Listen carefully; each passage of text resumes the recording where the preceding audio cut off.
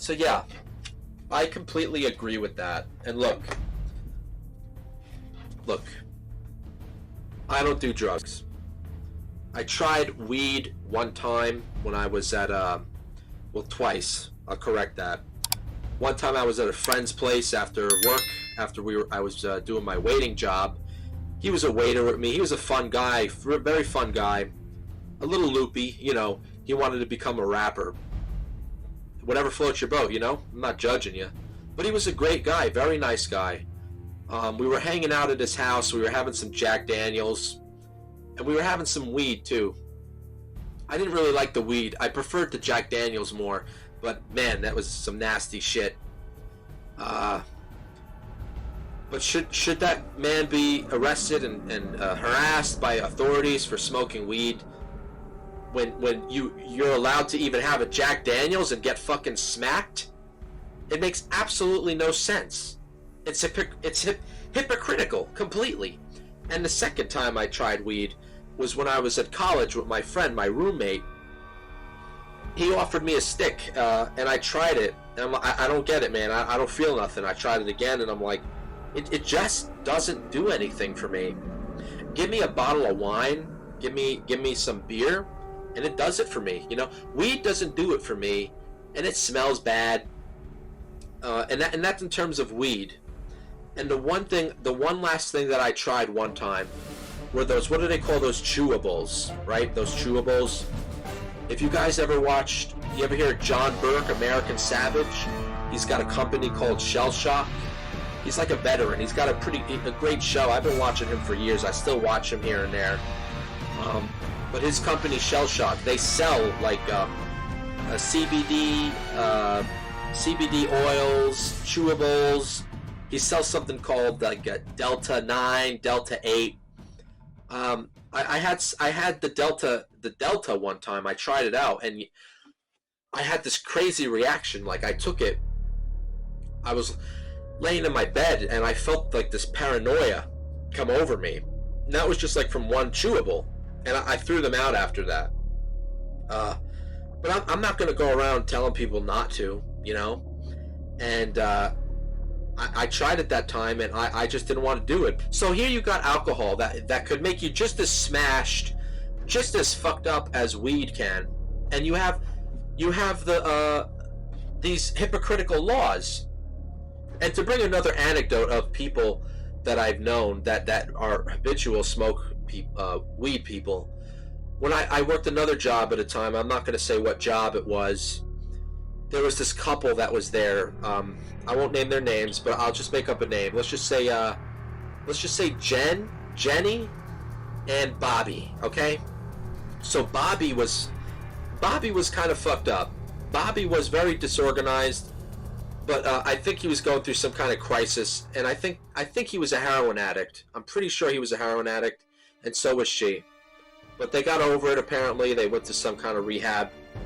But they still did weed, you know. But Bobby and Jenny, they had a baby, and they weren't married. They lived with Bobby's parents. I'm pretty sure it was Bobby's parents. So they had their parents to support them with the baby. Now, me personally, I think if you have a child, you should not be doing drugs. You should not be smoking weed. And you shouldn't even be drinking like I would do. You know what I mean?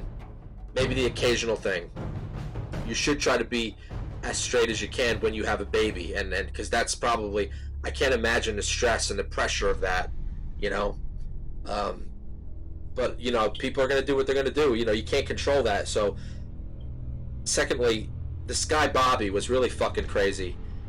Jenny was pretty straight-laced. She was really trying her best. She still did her weed because it obviously calmed her down. But she was really trying her hardest at the job. And she was so nice, so courteous, very respectful girl. And if she wasn't with him and she didn't have a baby, I would have considered, you know what I mean? Like, she was very nice. Redhead. The redheads.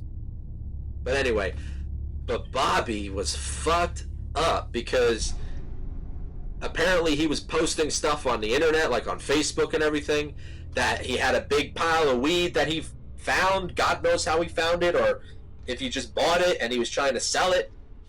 So he was trying to sell it. You know, he was advertising this on Facebook, apparently. I don't go on Facebook. I have one. Don't go on it. I only knew about this because the other co-workers were telling everybody about it. The word was going around like wildfire because one of the higher-ups, she was like a spy, okay?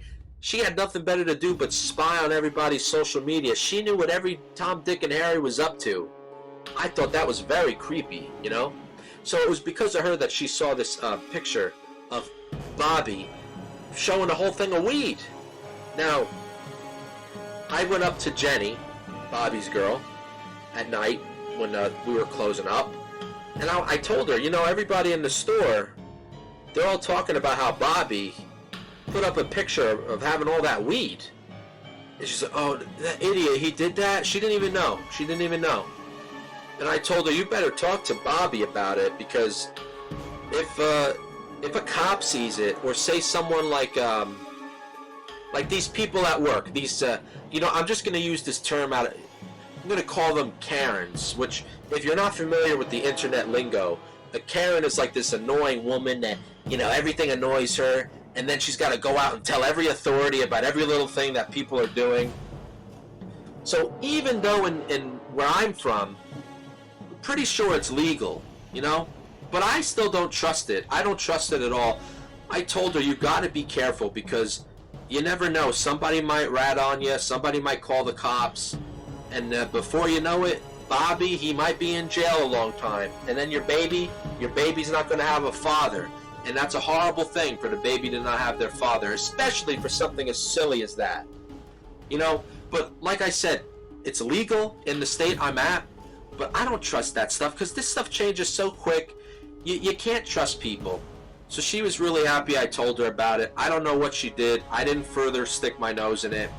But I liked Bobby and Jenny, and I could see that they were really trying their best to survive, and you got to feel for them. They got a baby, you know?